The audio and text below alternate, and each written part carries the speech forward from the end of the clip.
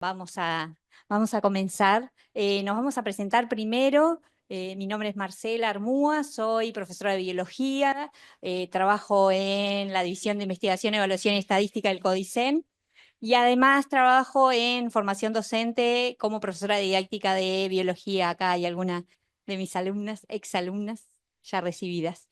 Bueno, te paso la palabra. Bueno, mi nombre es Gabriela, también formo parte del equipo de esta investigación, junto a Griselda, Karina y la maestra Ana Falco, que no puede estar hoy presencialmente, pero va a estar en un rato de forma virtual y nos va a acompañar. Yo también soy profesora de biología, trabajo en formación docente en el IFED de Paysandú y en secundaria, bueno, la Dirección General de Educación Secundaria. Y bien, nada, nos embarcamos en esta investigación ya hace un tiempo, con motivos varios. Y aquí estamos para presentarles, bueno, algunas cuestiones que hemos encontrado en el marco de este taller que nos va a dar como el marco de relevancia la profesora Silvia Jaureche, profesora no maestra, maestra Silvia Jaureche, que es la directora del IFED de Salto, que bueno, nos acompañó, nos apoyó desde el primer momento y bueno, está muy relacionada con el tema de nuestro trabajo, entonces ella va a dar unas palabras de comienzo.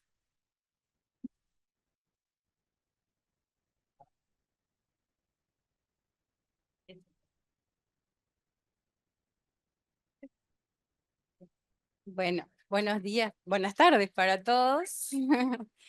Es una alegría y un honor para mí estar representando el Instituto de Formación Docente de Salto, Rosa Silvestri, en esta instancia tan significativa.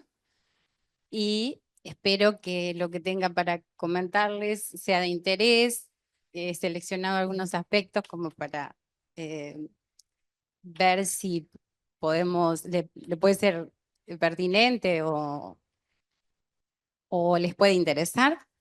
Y de lo contrario me dicen o alguna explicación, alguna ampliación o algún otro aspecto que quieran ver. Bueno, en primer lugar les quería dar el agradecimiento de los estudiantes y los docentes del instituto de participar en esta investigación, porque ustedes saben que la formación en educación tiene tres dimensiones básicas: la enseñanza, la investigación y la extensión. Pero fundamentalmente el carácter normalista que tiene nuestra formación en educación hace que la gran mayoría, digamos el 90% de la tarea sea de enseñanza. La investigación es bastante relegada porque tampoco hay formación o había formación específica, ahora está habiendo un poco más, y la extensión ha sido siempre, pero de una forma un poco artesanal, ¿verdad? Eh, es muy diferente a lo que hace la universidad, que tiene extensión e investigación en forma permanente. Nosotros más bien nos dedicamos a enseñar. Pero los tiempos actuales nos muestran que necesitamos un profesional reflexivo que sea capaz de estar a la altura de lo que interpela la sociedad y la educación, y por eso es necesario abordar algunos aspectos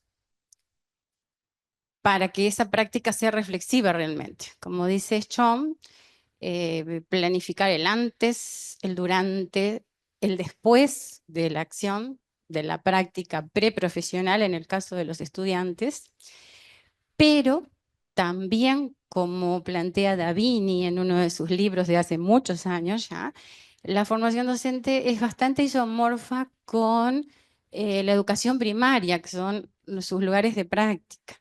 Si ustedes ven una escuela y ven un instituto de formación docente, en realidad son muy parecidos, hasta las carteleras, las formas de dar clase. El estudiante por lo general espera que el docente dicte la clase.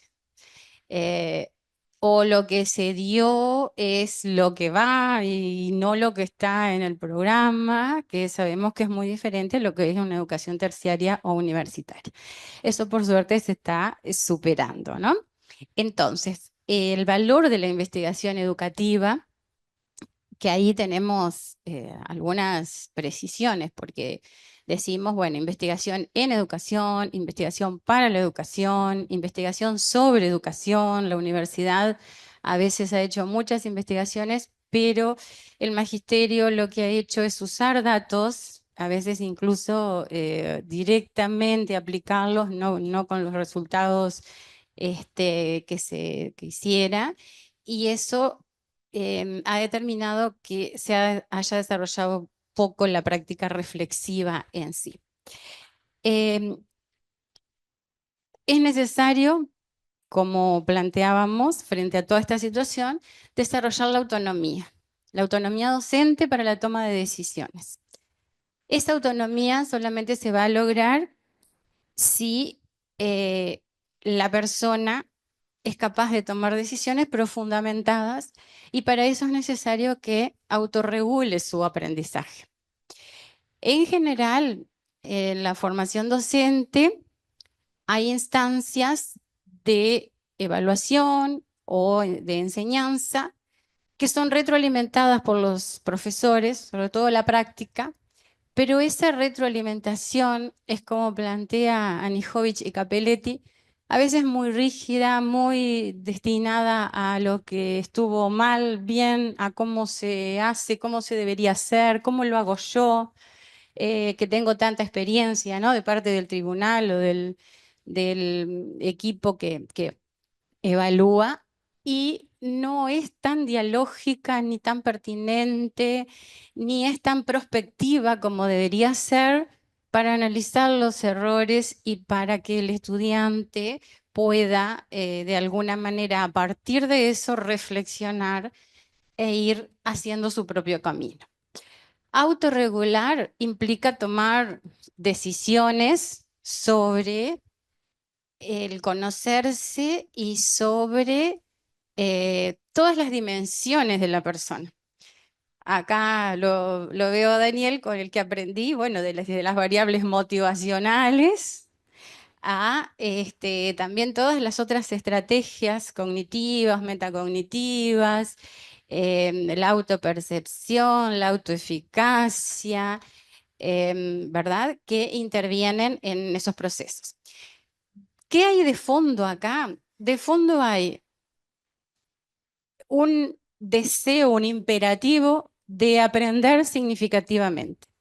Ese aprender pasa por un proceso de adquisición del conocimiento, de evaluación, donde está la retroalimentación, y todo eso transversalizado por la autorregulación. Esa autorregulación que decimos tiene que ser transversal a todo el proceso. En la formación docente hay figuras importantes que ayudan o se dedican a eso. Está la figura del DOE, no sé si ustedes han escuchado hablar. Es el docente orientador educacional. Los que hacen profesorado también lo conocen.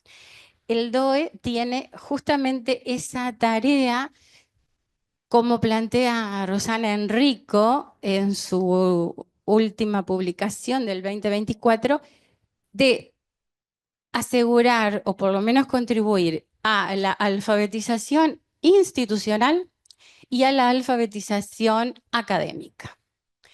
Por alfabetización institucional entendemos, bueno, todo lo que les pasó a ustedes, conocer cómo se desarrolla la vida de una institución, cuáles son las dependencias, cuáles son los medios de comunicación, cómo se gestionan los trámites. Al comienzo del año se hace un propedéutico, y durante el resto del año el DOE acompaña todo ese proceso para reválidas, para novedades de la oferta educativa, créditos, bueno, todo lo que tiene que ver con lo institucional administrativo, digamos. Y la alfabetización académica, que si bien es distinta, va de la mano y las dos son totalmente importantes, refiere a conocer todo aquello sobre el área del saber y el campo profesional en el que ellos están entrando. O sea, cómo se piensa en esa disciplina o en esa área, cómo se habla, cómo se escribe, cómo es la comunidad académica de esa disciplina o de esa área o de ese campo profesional al que ellos están entrando. La formación en educación tiene como un valor muy importante la práctica. Prácticamente los 4 años tienen la práctica docente. Hay un turno de teoría y hay un turno de práctica que va avanzando y una carga horaria muy grande. Cuando yo hacía la tesis de maestría, le decía, que fue sobre autorregulación, le decía a Daniel, yo no sé nada de psicología. Y él, recuerdo que siempre nos decía, los maestros saben mucho, temas que a veces no tienen los constructos teóricos, pero en realidad nos estamos relacionando con conceptos psicológicos permanentemente con los chiquilines. Entonces, bueno, hay que aprender eso que está, digamos, desde lo académico, es lo más fuerte, lo que nos hace falta. Como la autorregulación se acompaña, podríamos decir, se enseña, se procesa, hay que procesarla, y en forma integral. Los aspectos emocionales, porque a veces son los más importantes para que un estudiante pueda entender qué es lo que le está pasando, cómo se siente, por qué tiene tanto miedo frente a una prueba, por qué, por ejemplo, nosotros tenemos luego del primer parcial una deserción enorme y tenemos una muy baja instancia de presentación a los exámenes. Eso nos habla de que ahí hay un problema. Si desertamos ante la primera dificultad y si no nos animamos a dar un examen, algo nos está pasando. También el tema de las estrategias cognitivas, las estrategias metacognitivas, que a veces se confunden solamente, bueno, con qué hice, qué me salió bien, qué no me salió bien.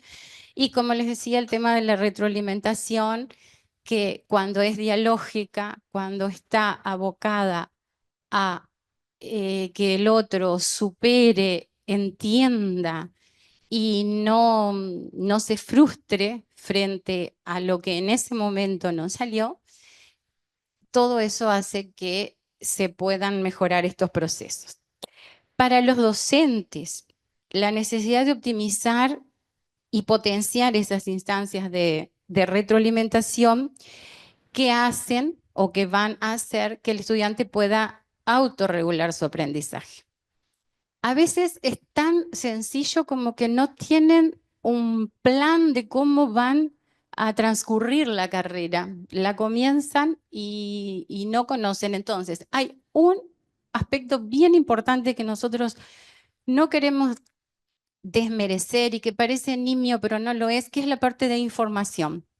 Es importante informar para que la persona empiece a conocerse. Y después instancias específicas como el propedéutico para conocerse.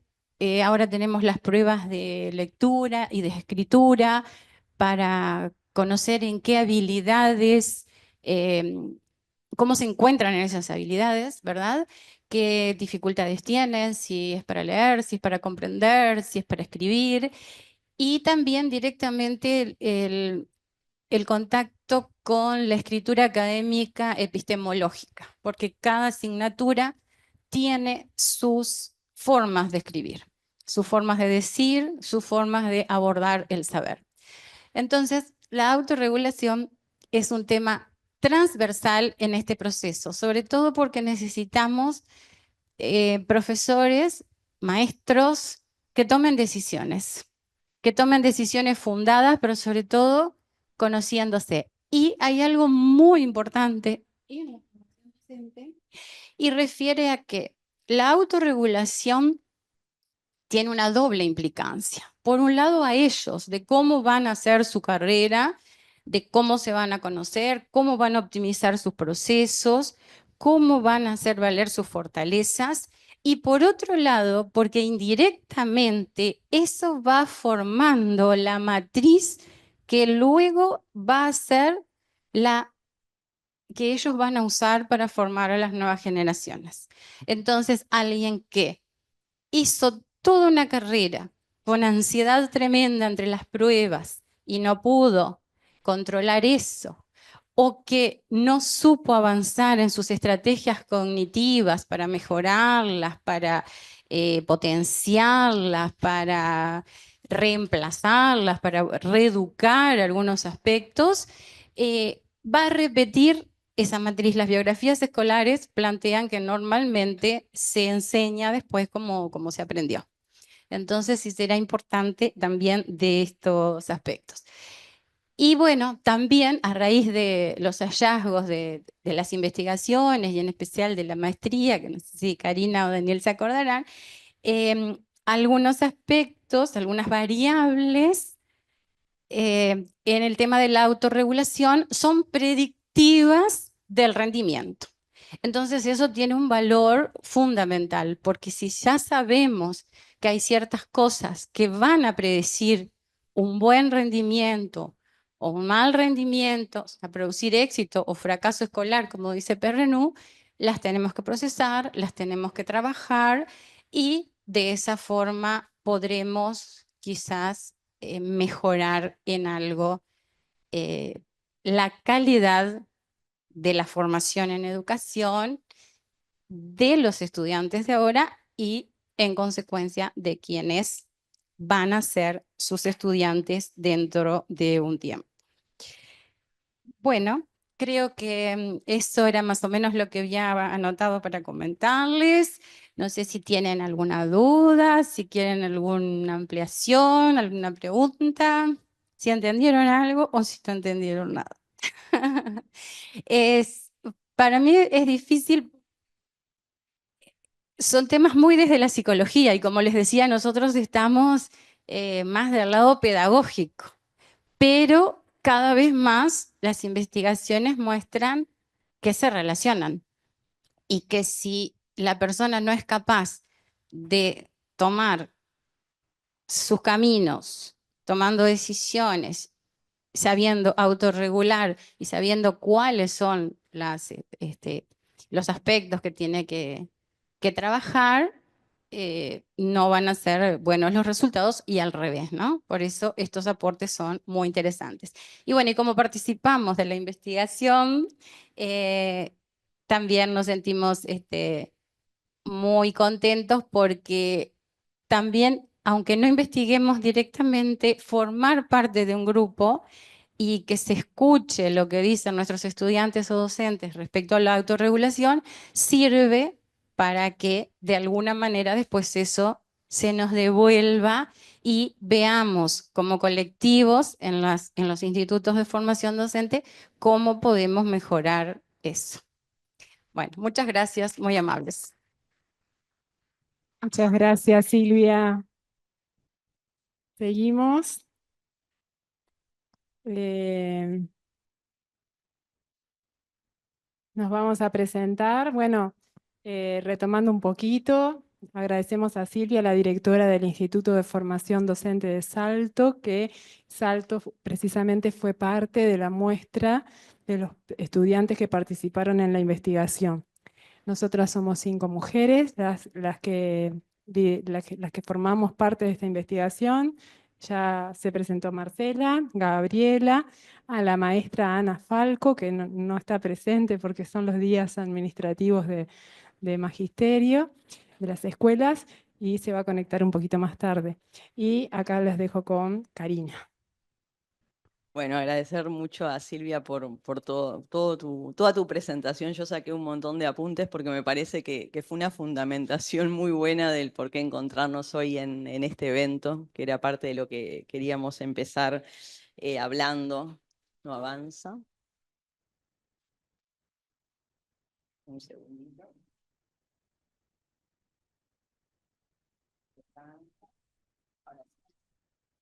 Porque bueno, en primer lugar agradecerles la presencia, tanto a quienes están aquí como quienes están por Zoom, a Daniel también por acompañarnos en este evento. Mañana vamos a tener un conversatorio donde vamos a estar trabajando esta pregunta de cómo llevar el aprendizaje autorregulado a las aulas a través de intervenciones, por ejemplo, ¿sí?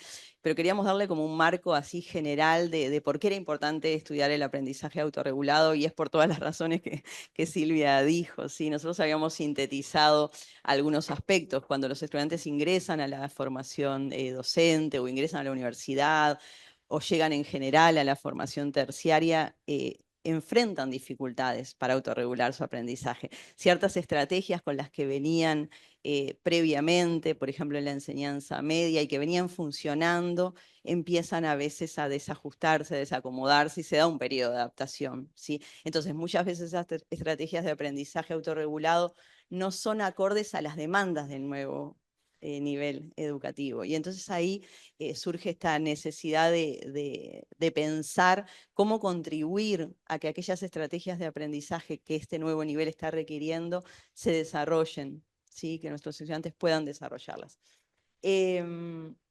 También aparece esto que decía Silvia, de que es relevante el aprendizaje autorregulado también por su vínculo con los desempeños, con los logros educativos, con el rendimiento en particular, ¿sí? Está muy estudiado cuáles son los componentes del aprendizaje autorregulado que predicen el rendimiento. Y es también muy interesante pensar que el rendimiento se asocia a la permanencia. Silvia traía la problemática de la deserción o de la desafiliación, que es muy grande en el primer año en la universidad, pero que también la tenemos en distintos tramos, en distintos niveles del sistema educativo, también en la formación docente. Y en realidad el rendimiento es uno de los principales predictores de la permanencia.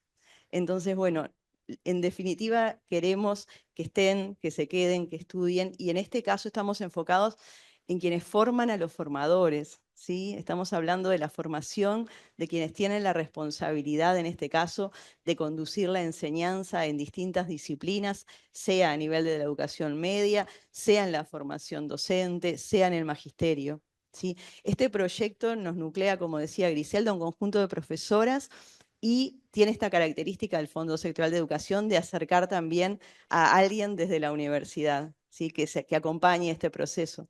Entonces ahí es que a mí me tocó ser parte de poder acompañarlas, del privilegio de estar cerca de ellas y poder poner a donde importa el conocimiento que venimos generando vinculado al aprendizaje autorregulado, ¿sí? Ponerlo al servicio de quienes están con la responsabilidad en el día a día de la enseñanza en nuestro país. Quienes me conocen ya saben que vengo hablando hace mucho tiempo de una figura que es Pinterest y de un instrumento en particular que es el MSLQ, que es el Cuestionario de Motivación y Estrategias de Aprendizaje Autorregulado, que se utilizó en este estudio, que se utilizó en el estudio de Silvia, que se utilizó en la tesis de Griselda, se va a utilizar en la tesis de Teresa, o sea que se ha venido utilizando a nivel nacional. Es un instrumento que a nivel internacional es de los más usados para evaluar el aprendizaje autorregulado y también para evaluar el impacto de las intervenciones en el aprendizaje autorregulado, pero a nivel nacional no teníamos este instrumento validado. ¿Qué plantea Pinterest? Hay muchos modelos de aprendizaje autorregulado. Nosotros vamos a hablar muy rápidamente del modelo de Paul Pinterest porque es el modelo que subyace al instrumento que les mencionaba. De algún modo asumimos que el aprendizaje autorregulado implica activamente al estudiante. Es el estudiante quien selecciona con qué estrategias va a aprender, que las adapta, que las crea también y las recrea. Y vamos a ir viendo también en este proceso cómo estas ideas del aprendizaje autorregulado que están detrás del modelo de Pinterest necesitan actualización, y ahí es donde es muy importante la tesis de doctorado de Griselda. El modelo de aprendizaje autorregulado de Pinterest, como otros modelos de aprendizaje, asume que hay fases en ese proceso de autorregular el aprendizaje. Los estudiantes tienen que planificar su actividad de estudio, planificar lo que van a hacer, pero luego también tienen que poder monitorear y regular el modo en que están empleando esas estrategias de aprendizaje durante el proceso, ¿sí? Y ahora después vamos a hablar qué tipo de estrategias estamos considerando. Necesitan monitorear, necesitan regular, pero después siguen sucediendo cosas. Cuando llegan los resultados, también hay reacciones, ¿sí? Cuando un estudiante pierde un examen, por ejemplo, la reacción ante la pérdida de un examen, que tiene componentes emocionales, también va a determinar a futuro qué va a pasar, si me voy a presentar o no en el siguiente periodo. Y eso va a depender mucho de a qué atribuyo mis resultados, ¿sí? Entonces se da un proceso de atribución. ¿A qué causas atribuyo los resultados que obtengo? La respuesta que me doy a la pregunta de por qué perdí un examen, ¿sí? Influye mucho en si me voy o no a presentar de nuevo. No es lo mismo responder que perdí un examen porque no tengo la capacidad suficiente, si creo que las capacidades no se pueden modificar, ¿sí? No es lo mismo decir perdí un examen porque no estudié el tiempo suficiente, o no regulé bien mis tiempos, o no me esforcé lo suficiente, o porque todavía no cuento con las estrategias que necesito y voy a trabajar en desarrollarlas. Eso me pone en un escenario de transformación, ¿sí? Y de continuar intentándolo. Entonces, bueno, en esas fases se van dando estos procesos.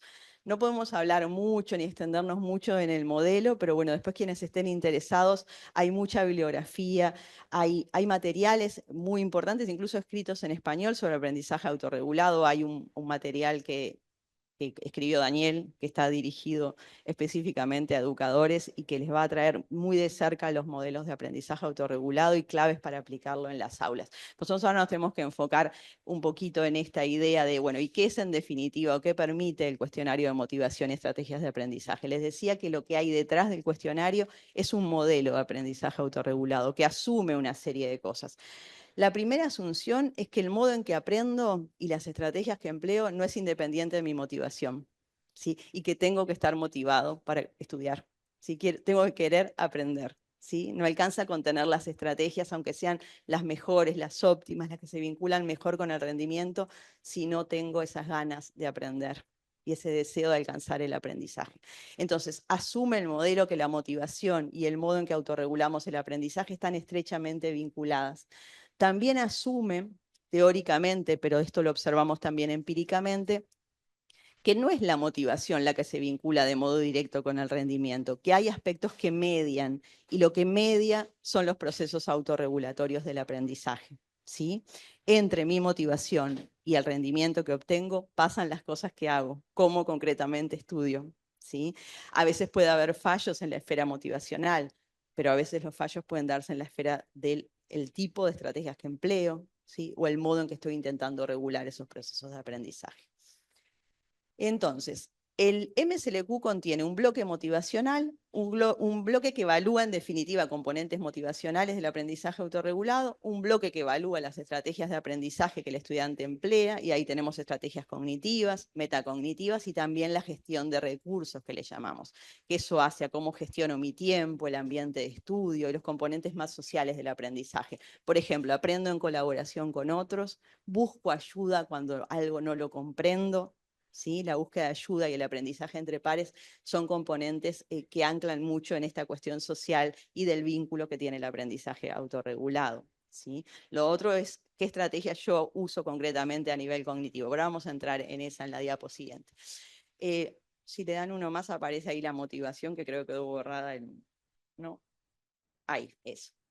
Entonces, en el bloque motivacional, el MSLQ tiene dos versiones, una versión más breve y una versión más extensa. Nosotros en este proyecto, y lo que tenemos validado a nivel nacional es, del bloque motivacional tenemos 3 componentes que evalúan la autoeficacia de los estudiantes, ¿sí? Cuán capaces se sienten de aprender, el contenido de cierta asignatura. El MSLQ fue pensado para que el estudiante reporte en relación a un curso en particular. Se puede usar de modo general, en relación al estudio en general, pero su capacidad predictiva disminuye mucho, ¿sí? Entonces, la autoeficacia es cuán capaz el estudiante se siente. El cuestionario trae una serie de ítems que se contestan con una escala de acuerdo que va del 1 al 7. Presentar un poco el cuestionario también tiene que ver con que cuando mañana estemos presentando algunos de los resultados del proyecto sobre aprendizaje autorregulado en 2 tramos de formación de profesorado y de magisterio, los resultados tienen mucho que ver con esto, ¿sí? Por eso estamos entrando en un poquito de detalle. Entonces tiene una escala de Likert de 7 que nos dice cuán de acuerdo o no el estudiante está con cada uno de los ítems que le vamos o preguntas que le vamos ofreciendo en un formato de respuesta cerrada. Entonces, por ejemplo, un ítem típico de autoeficacia es: mis habilidades de estudio son excelentes, y el estudiante está muy de acuerdo o nada de acuerdo con ese tipo de afirmaciones, o creo que seré capaz de aprender los contenidos de esta asignatura. Son ese tipo de ítems que habla sobre su percepción en relación a la capacidad de aprender. Luego tenemos el valor intrínseco, que es una medida de la motivación intrínseca. La motivación intrínseca tiene que ver con el interés que el estudiante tiene por el contenido de la asignatura, también por la curiosidad, pero también con otra cuestión clave de lo intrínseco, que es el disfrute. ¿Sí? Entonces, hay ítems de valor intrínseco que remiten al interés, como el que está puesto allí. Creo que es interesante lo que estamos aprendiendo en este curso, o en esta asignatura, o en esta materia. Después lo vamos adaptando. Esos ítems lo vamos también adaptando en función de si lo aplicamos en la universidad, si lo aplicamos en la enseñanza media, si lo aplicamos en la formación docente. Vamos a irle dando como ese contexto. Pero tiene el valor intrínseco esos componentes del interés, de la curiosidad, pero también del disfrute o el placer en el aprendizaje, ¿sí? Y luego tenemos un componente que es el más afectivo dentro de lo que es el bloque motivacional, que es lo que Silvia les venía compartiendo en relación a la ansiedad que me producen las evaluaciones, ¿sí? La ansiedad ante las pruebas, por ejemplo, se relaciona negativamente con el rendimiento. Es decir, aquellos estudiantes que experimentan mayores niveles de ansiedad en una situación de evaluación tienden a tener desempeños menores, ¿sí? En cambio, la autoeficacia se vincula de modo positivo con el rendimiento. Los estudiantes que se sienten más capaces tienden a obtener mejores notas. Lo que les comentaba Silvia en relación a los hallazgos de su propia tesis y lo que venimos encontrando en casi todos los estudios que estamos llevando adelante, la autoeficacia es el principal predictor del rendimiento. ¿Sí? Y luego de este bloque pasamos concretamente a lo que son las estrategias de aprendizaje autorregulado que evalúa el MSLQ. Entonces tenemos estrategias cognitivas, que son lo que la mayoría de nosotros conocemos con lo que antes decían las técnicas de estudio, cuando nos enseñaban a hacer un resumen.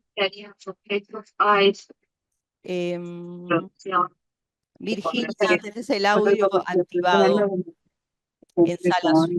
Virginia, si podés desactivar el audio. Gracias. Ahí va. Les decía que las estrategias cognitivas que evalúa el MSLQ es lo que antes llamábamos las técnicas de estudio. Si hago un resumen, si hago un esquema, si hago un mapa conceptual, ¿sí? Esos son el tipo de estrategias cognitivas, ¿sí?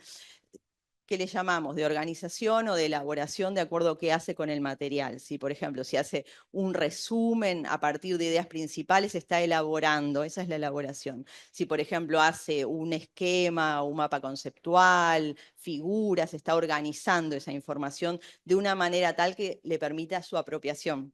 ¿Sí? ¿Qué hago yo con ese material para facilitar mi proceso de aprendizaje? Y claramente cada uno de nosotros prefiere ciertas estrategias sobre otras, pero también las adaptamos en función de las demandas de las asignaturas y en particular también de las características de los sistemas de evaluación. Porque tenemos una estrategia que es repetición, que es la estrategia de repito, repito, repito hasta que memorizo. ¿Sí? La repetición es la estrategia más superficial y que remite a un aprendizaje más de tipo memorístico, verbal memorístico, dijera Ausubel, ¿no? Esa estrategia es muy utilizada en general en el primer año. Es una estrategia que funciona muy bien, con la que llegan.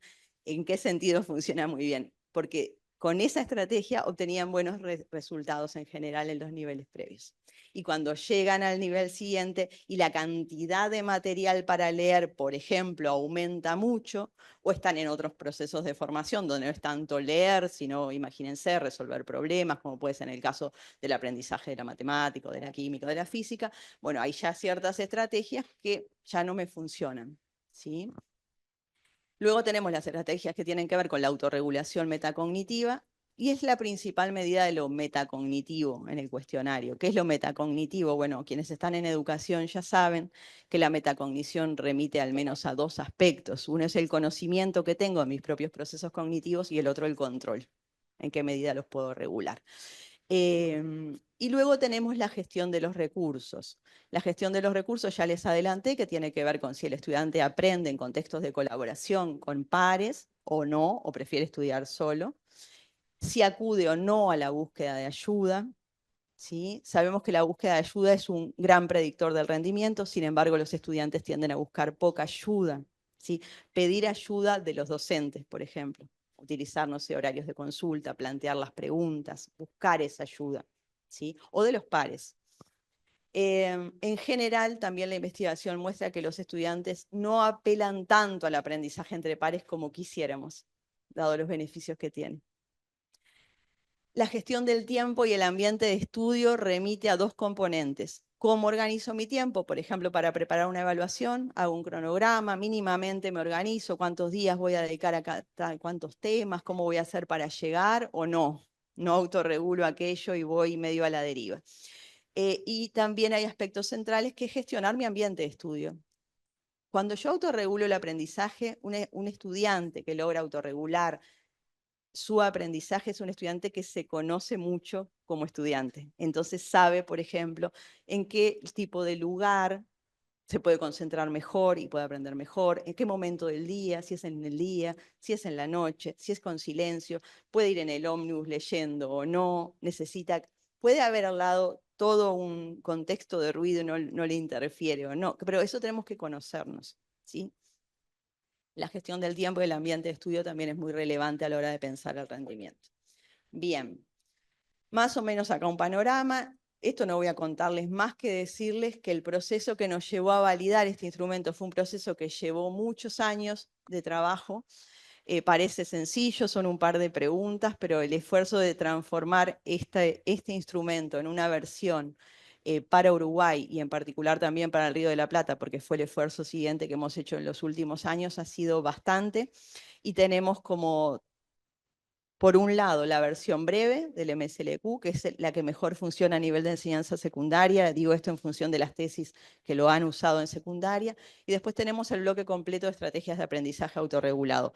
Quien quiera evaluar las estrategias de aprendizaje autorregulado, yo recomiendo fuertemente utilizar el bloque completo. ¿Sí? Es un cuestionario que entonces está en español, está validado para nuestro contexto y está disponible para todos quienes quieran usarlo, sea con fines de investigación, o sea que como docente quiero ver qué tipo de estrategias usan mis estudiantes, quiero incluso intervenir, supónganse, quiero promover el aprendizaje entre pares y quiero ver si eso cambia o no a lo largo del tiempo. Entonces es una buena fuente de información, como les decía hoy, para probar cosas y ver si funcionan o no, y para conocer también a nuestros estudiantes y ver en qué los podemos ayudar desde el aula.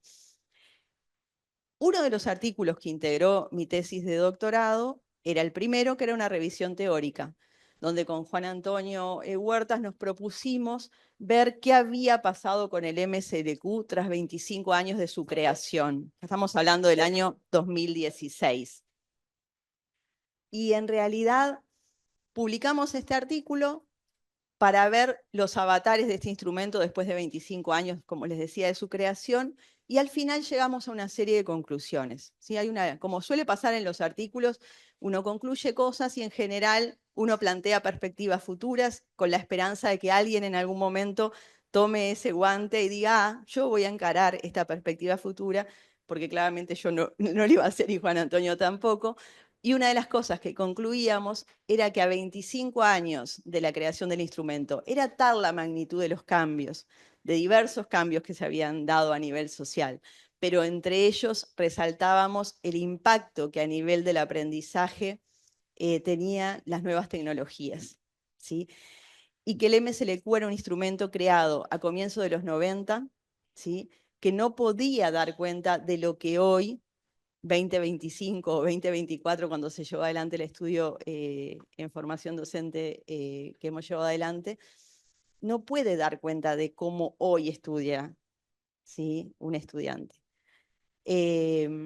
Vamos a ver mañana, cuando presentemos los resultados, todos los recursos que nuestros estudiantes están usando para autorregular su aprendizaje, ¿sí? Por ejemplo, el aprendizaje entre pares se ha visto totalmente transformado por el uso de plataformas como Zoom o Meet, ¿sí? Que nosotros no contábamos con esa forma de poder reunirnos a estudiar en los 90, por ejemplo. Y seguramente Pintrich ni se imaginaba lo que iba a suceder en los contextos de colaboración mediados con tecnología, ¿sí? Por nombrar solo una de los tantos aspectos, ¿sí? También podríamos nombrar el impacto que ha tenido WhatsApp en la comunicación de los estudiantes, por ejemplo, a la hora de organizar la actividad de estudio. El Drive Por hoy, por lo también. menos en facultad, cada materia, por ejemplo, nosotros estamos en una materia que se llama procesos cognitivos. Para cada asignatura, los estudiantes crean un WhatsApp de esa asignatura y comunican permanentemente por allí, ¿sí? Entonces, bueno, dijimos eso. El MSLQ está vigente, planteamos en el 2016, pero está desactualizado, ¿sí? Ya no da cuenta de cómo se está investigando y alguien debería tomarse el trabajo de incluir estos aspectos que tienen que ver con la mediación tecnológica en los procesos de aprendizaje. Y un día me encuentro con la señora Griselda Firpo que me dice, yo hice eso que dijeron ustedes allá en el 2016 y se trata de eso en mi tesis de doctorado, ¿sí? De estudiar cómo autorregulan el aprendizaje los estudiantes de química que ingresan a estudiar química en la Facultad de Química en el primer año, ¿sí? Pero no solo verlo desde este modelo que el MSLQ permite, acercarse al aprendizaje autorregulado, sino agregar todo un componente que tiene que ver con las competencias digitales y otros componentes que tienen que ver con los entornos personales de aprendizaje, con los cuales ella logra enriquecer la mirada sobre los procesos autorregulatorios. Y ahora les va a contar más ella de eso, pero esto también es la génesis de lo que luego fue el proyecto de investigación que desarrollamos y que utiliza este instrumento que Griselda desarrolló en su tesis de doctorado. Bueno, muchas gracias, Karina. Bueno, yo soy Griselda. Y en efecto, me interesaba, sí, la autorregulación del aprendizaje. Ya había habido una instancia previa del uso del cuestionario MSLQ con compañeras, con Gabriela Gilardi y Ana Giles, en estudiantes de tercer año de ciclo básico, lo que ahora sería noveno, donde aplicamos el MSLQ y cambiamos la metodología de enseñanza en búsqueda de hallazgos, a ver qué sucedía, si a la mitad de los participantes les enseñábamos en forma convencional y a la otra mitad con aprendizaje basado en proyectos, algo que está bastante fomentado en la educación por parte, digamos, de las autoridades. Se nos solicita mucho a los docentes que utilicemos esa modalidad, digamos, de enseñanza. Bueno, pasó el tiempo, esto fue hace unos cuantos años, pasó el tiempo y me enfrento al desafío de hacer el doctorado en educación. Lo hice en Facultad de Química, como ustedes saben, Facultad de Química tiene un doctorado en educación. Y me llamó mucho la atención el MSLQ, por eso sigo en esta línea y allí retomo lo que había expresado Karina Curione y Huertas en el 2016 con la revisión de 25 años del MSLQ, en esto que ella hablaba de la vigencia del instrumento, pero la necesidad de una actualización, porque ahora es como impensable estudiar sin un dispositivo tecnológico, ¿verdad? Es como hasta raro. Entonces, en este doctorado en el cual Karina fue mi tutora y Daniel fue parte del tribunal, así que nos conocemos.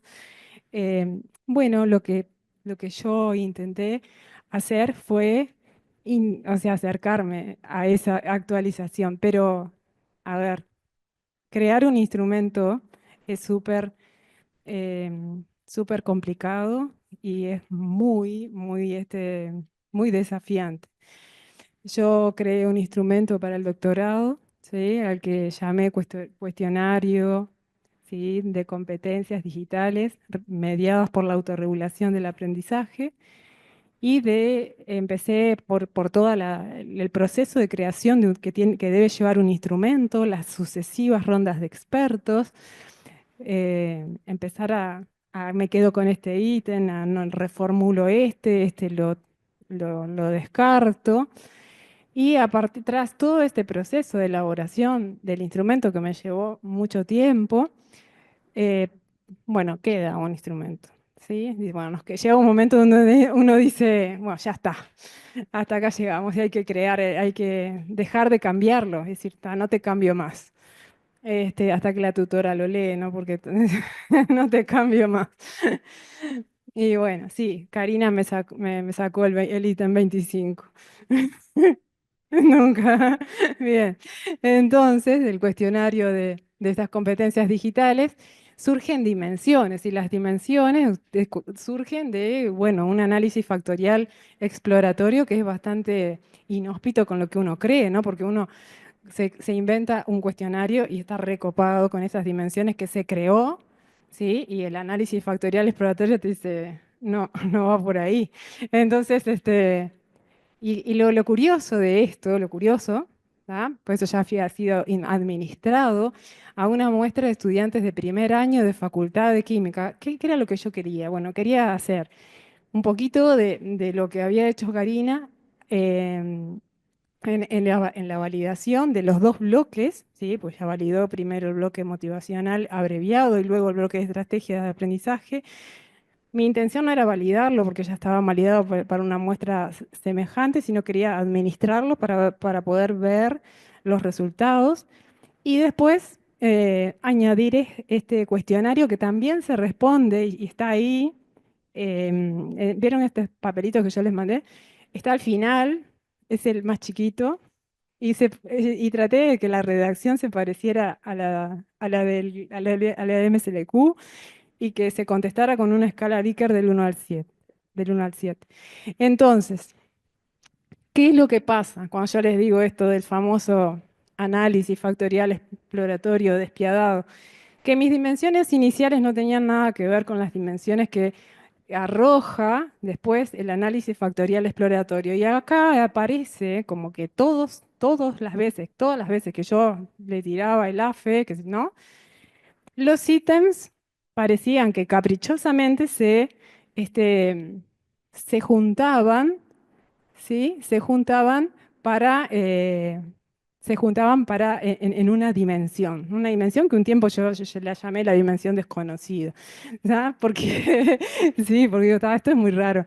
Y la dimensión esta, lo que tenía que ver cuando estudiamos un poquito la semántica, era que bueno, que los estudiantes, algunos, todos esos ítems y tenían que ver con caminos fáciles para acceder a la información.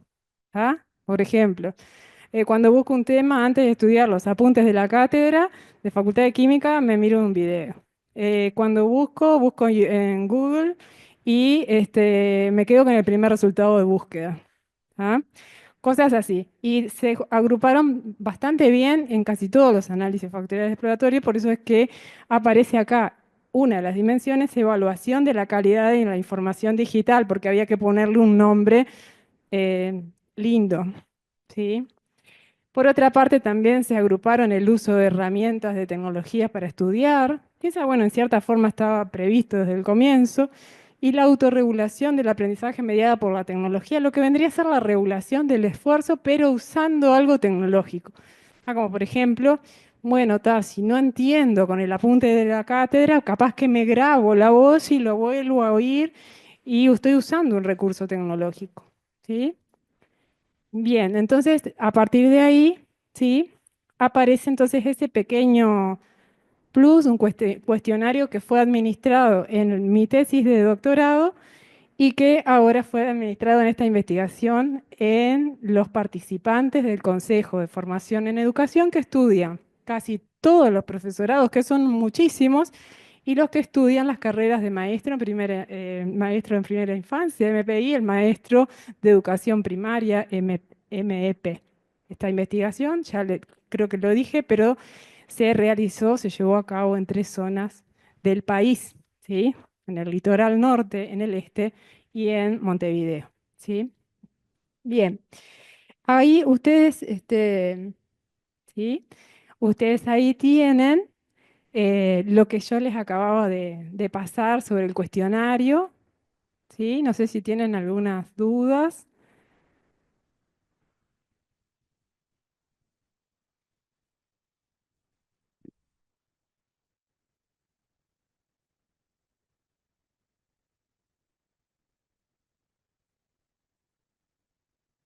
Entonces ahí muestro, por ejemplo, lo del cómo se redactó este cuestionario, ¿sí? Y bueno, finalmente, para robustecer más aún el análisis de la tesis doctoral, lo que utilicé fue algo que había visto cuando hice la maestría en entornos virtuales de aprendizaje, que me gustó, porque siempre me gustó analizar dibujos, y lo había hecho también para la maestría anterior, que la maestría en UDELAR, análisis de dibujos de los estudiantes, pero me encuentro que cuando hago la maestría en entornos virtuales de aprendizaje en la UTN de Costa Rica, yo me encuentro con este recurso que son los entornos personales de aprendizaje. ¿Los entornos personales de aprendizaje los conocen? ¿No? Los PLE, ¿han visto?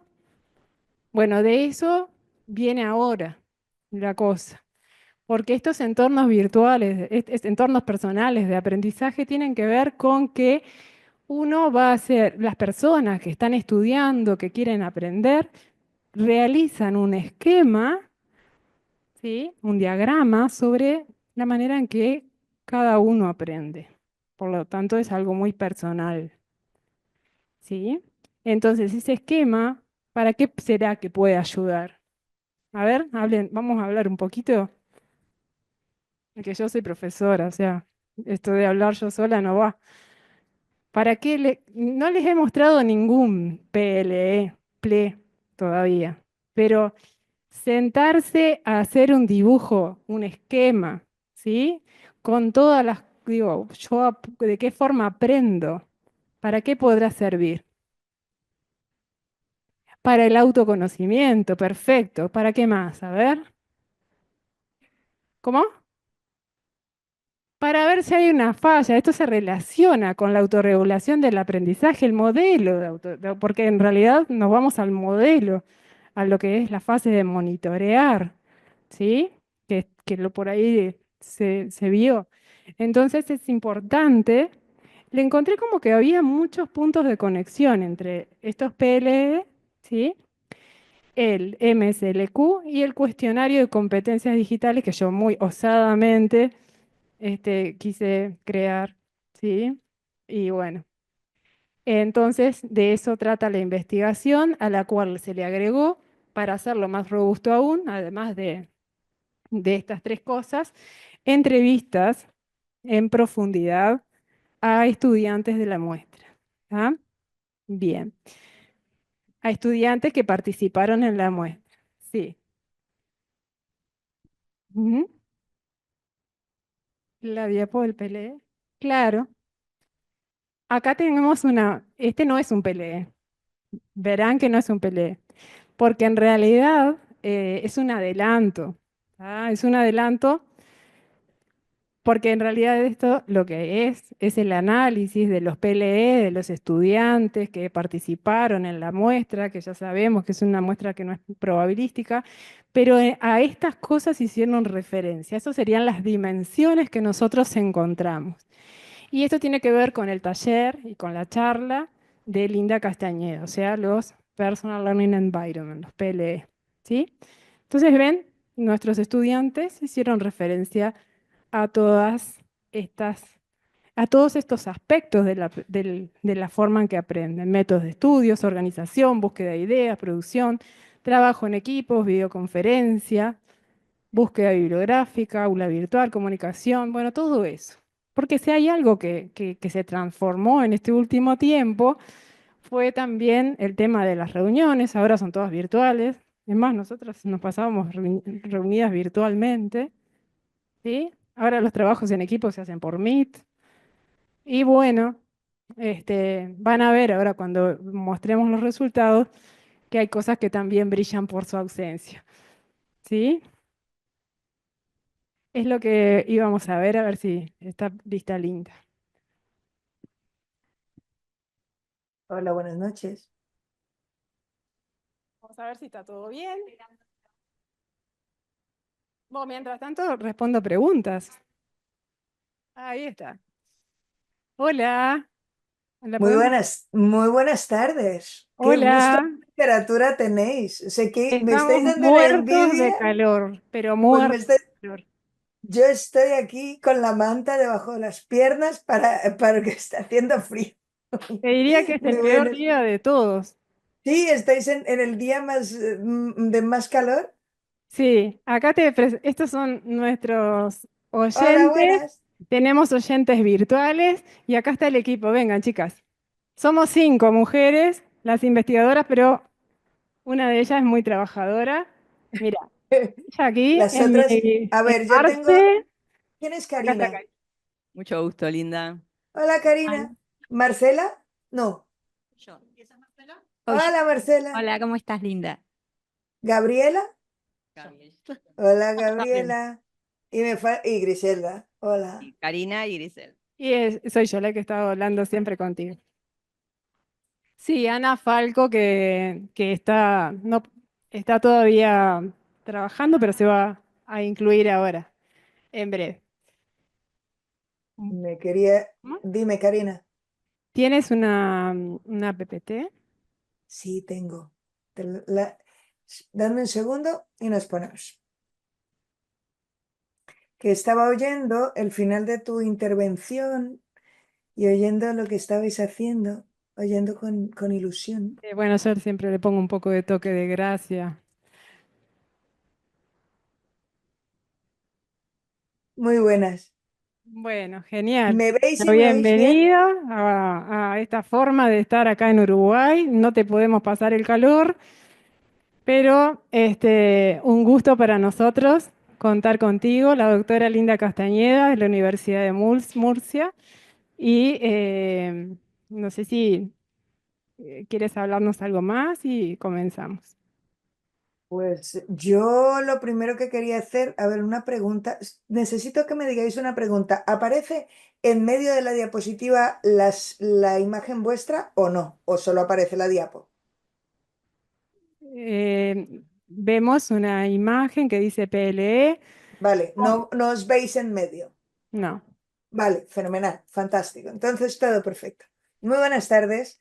Yo lo primero que quería deciros es muchísimas gracias por llevarme un poquito a Montevideo. Ya o sea, que sepáis que le tengo muchísimo cariño a Uruguay, que para mí es un enorme placer, es un grandísimo honor que me hayáis invitado en este taller, además en este proyecto, un proyecto llevado adelante por mujeres. Una pregunta, ¿podrían levantar la mano si hay señores en la sala? ¿Varones?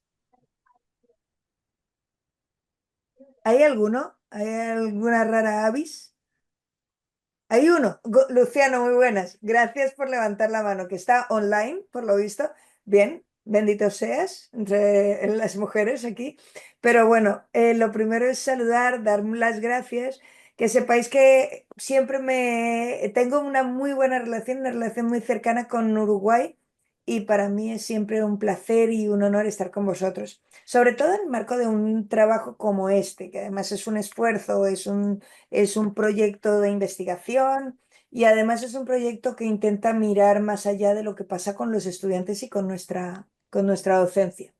Como imagino que estáis ahí, os agradecería muchísimo que si necesitáis cualquier cosa o si queréis que en algún momento aclaremos alguna cuestión, se lo digáis, imagino que a Griselda o a alguna de las miembros del equipo, y que ellas me lo digan, o si queréis hacemos algún parón en algún momento, lo que vosotros me digáis.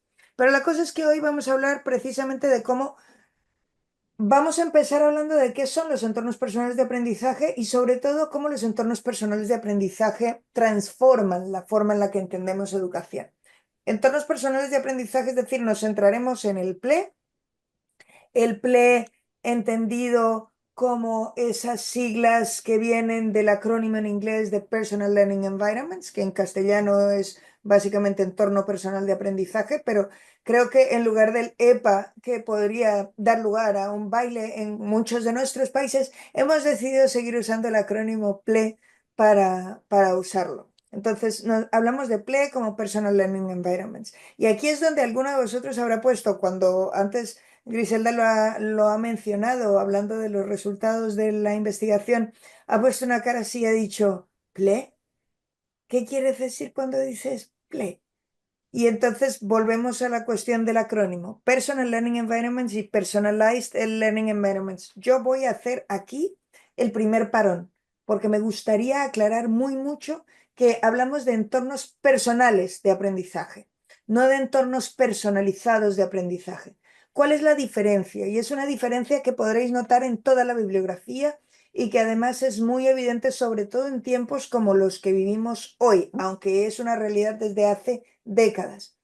Cuando hablamos de entornos personalizados o de aprendizaje personalizado, se ha extendido el uso de personalizado para aquellas personalizaciones que son hechas basadas en datos, es decir, basadas en lo que una herramienta, en las decisiones que toma una herramienta determinada, y que dan lugar a una personalización de un proceso de enseñanza o de aprendizaje. Esa herramienta las toma pues porque tiene datos nuestros o tiene una serie de informaciones que no voy a entrar en si me parecen más o menos adecuadas porque no es el tema que nos ocupa. Hoy vamos a hablar de entornos personales. Y cuando hablamos de entornos personales nos referimos a esos entornos en donde las personas toman decisiones sobre qué aprenden, dónde lo aprenden y por qué lo aprenden. Las personas, cada una en su grado de autonomía, de agencia y de competencia determinados. Entonces, hablaríamos de entorno personal de aprendizaje y además hablaríamos de que todos tenemos un entorno personal de aprendizaje. Y permitidme si empiezo a dibujar el perfil de qué es un entorno personal de aprendizaje dibujando la sombra, que no es un entorno personal de aprendizaje. Digamos que un entorno personal de aprendizaje no es una aplicación, no es una app, ni es una plataforma, ni es un sitio web, ni es una teoría del aprendizaje, ni es una teoría de la enseñanza. Y que todos tenemos uno. Pero cuando Griselda dijo, bueno, Linda nos va a hablar de PLES, todos dijisteis, vale, o sea, y me hago un esquema y me lo llevo, es decir, que ya puedo tener mi PLE. No, tú tenías un PLE antes. Tú y todos tus estudiantes tenían un PLE antes. Pero la cuestión es, ¿qué es un PLE? Como os decía, no es ninguna de estas cuestiones, de hecho, es un enfoque para analizar dónde, haciendo qué, con quién y dando o recibiendo qué cosas aprendemos las personas. Claro, esto es bastante grandilocuente, sobre todo si pensamos que aprender no es precisamente una cosa sencilla ni simple, y mucho menos que es fácil o sencillo de definir qué es aprender o cómo aprende la gente. Si quisiéramos verlo de una forma sencilla, y me perdonaréis la simplificación, especialmente si hay psicólogos en la sala o personas que hayan estudiado el aprendizaje de forma profunda, dejadme que haga una simplificación y que diga que la gente aprende básicamente haciendo 3 tipos de cosas. La primera es acceder y decodificar información, leyendo. También aprendemos recreando el conocimiento, recreando información y convirtiéndolo en conocimiento y recreando conocimiento de otros para recrear nuevo conocimiento. Y además aprendemos fundamentalmente deliberando, discutiendo con otros. Claro, estos 3 conceptos, en un tiempo en donde el conocimiento estaba en los libros o el conocimiento era más sencillo o nuestras comunicaciones eran más sencillas, hablábamos de entornos personales de aprendizaje bastante más simples. Es decir, en un tiempo en donde hay libros, pues tu entorno personal de aprendizaje básicamente era tu profesor, tu familia, tu pueblo, los libros a los que tuvieras acceso y sobre todo aquellas fuentes de información que estaban bastante controladas y eran bastante reducidas. En aquel tiempo hablábamos de la pedagogía de la escasez. No sé si os suena ese término, pero se hablaba de la pedagogía de la escasez. Aprendíamos de lo que podíamos. Vino la web 2.0, además este es un mapa del año 2007, que ya empezamos a contar veintenas de años sobre el 2007, pero hablábamos de una web esparcida, en donde había muchísimos sitios donde ir a aprender, y con esa multiplicación de los sitios donde ir a aprender fue donde empezamos a pensar que haría falta empezar a hablar de entornos personales de aprendizaje para intentar ubicarnos en toda esa maraña de posibilidades para aprender. Y además después todo eso se convirtió a entornos unipersonales, súper esparcidos, pero personales y adaptados a básicamente eso que llevamos en el bolsillo siempre, nuestro teléfono móvil.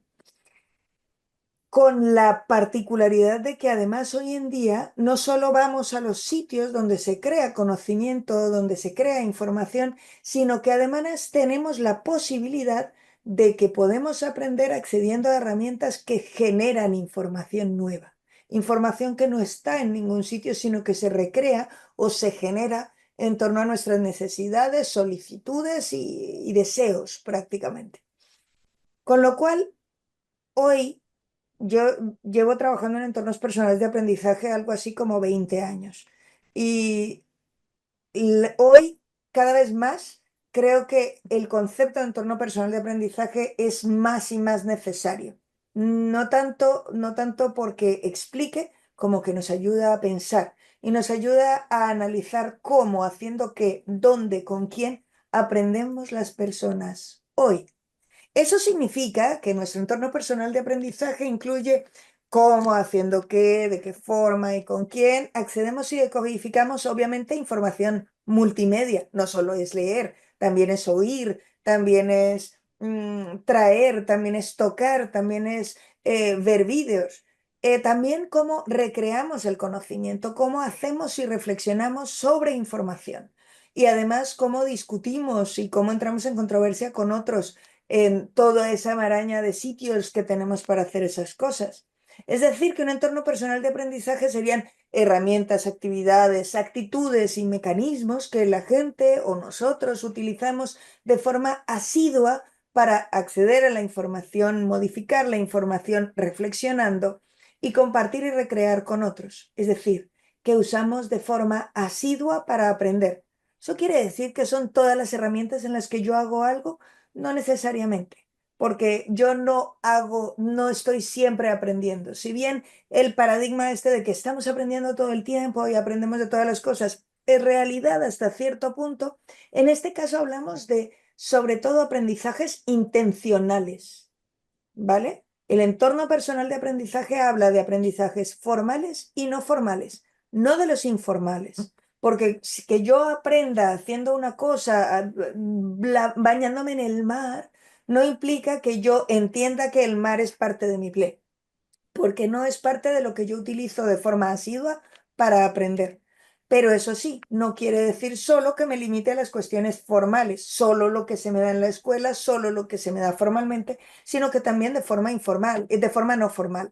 Por ejemplo, cuando yo intencionalmente, yo soy profe en la universidad, pero a lo mejor informalmente quiero aprender a hacer asado de pollo. Y para hacer asado de pollo voy a buscar, porque quiero mejorarme, quiero aprender a cocinar, y entonces utilizo determinadas herramientas, actividades, actitudes, mecanismos para aprender, tanto accediendo a información sobre el asado de pollo, como para modificar la información sobre el asado de pollo, como para discutir con varias personas sobre cuál es la mejor receta de asado de pollo. Y perdonad que me haya perdido en el asado de pollo, pero sigamos adelante.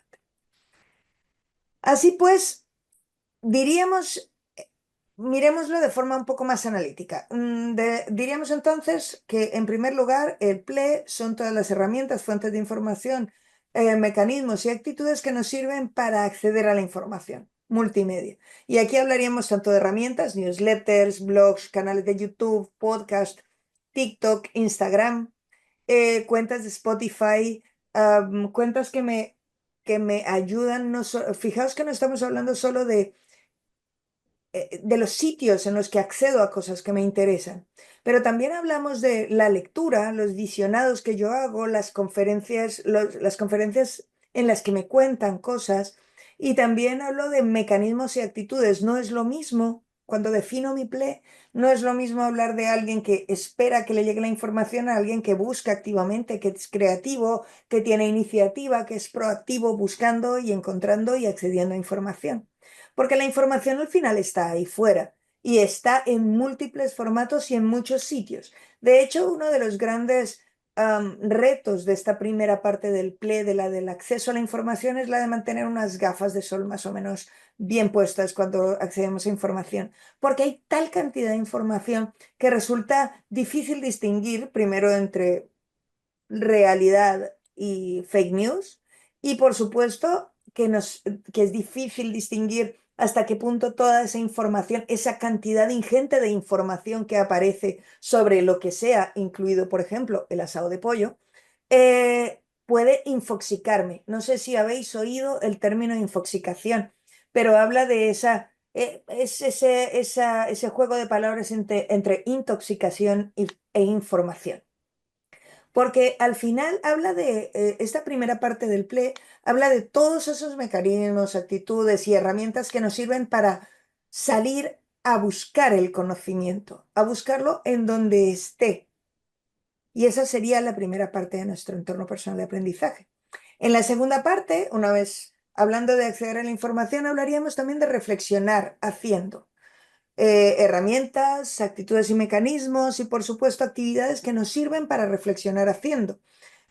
Pues desde donde hacemos cosas como en un blog, en una wiki, en una página web, en un Google Drive, en podcast que llevemos a cabo nosotros mismos, o haciendo cosas con inteligencia artificial generativa, a partir de procesos de reflexión profunda, de prereflexiones, de tiempo, con tiempo para indagar o pensar antes o después de lo que se hace, porque es fundamental que aquí llamemos la atención sobre que no se trata solo de hacer cosas, sino de reflexionar haciendo, y de actividades como recreación de la información, comentar información, reseñar información. No se trata solo, a lo mejor yo estoy viendo un podcast o mis estudiantes leen una cuestión, pero si yo les pido que hagan una reflexión, es otra parte de su play.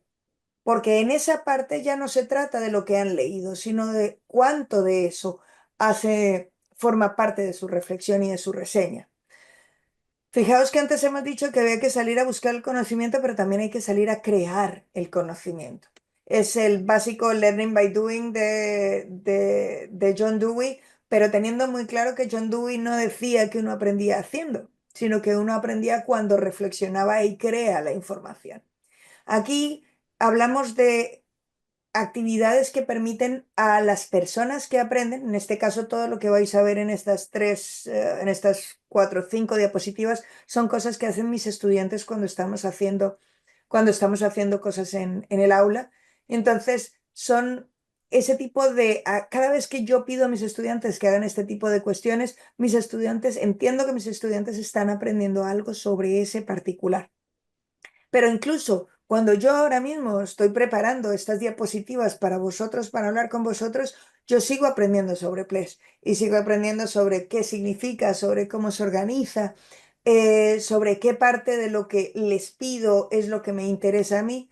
Fijaos que aquí, por ejemplo, estos son cómics sobre la historia de las TIC en educación, en donde yo les pongo a mis estudiantes a hacer un cómic sobre ello, o que les pido que hagan una imagen, que busquen la forma de hacer una imagen en inteligencia artificial generativa, y ese proceso de elaboración les hace llegar a conclusiones y a comentarios sobre qué significan esas cuestiones.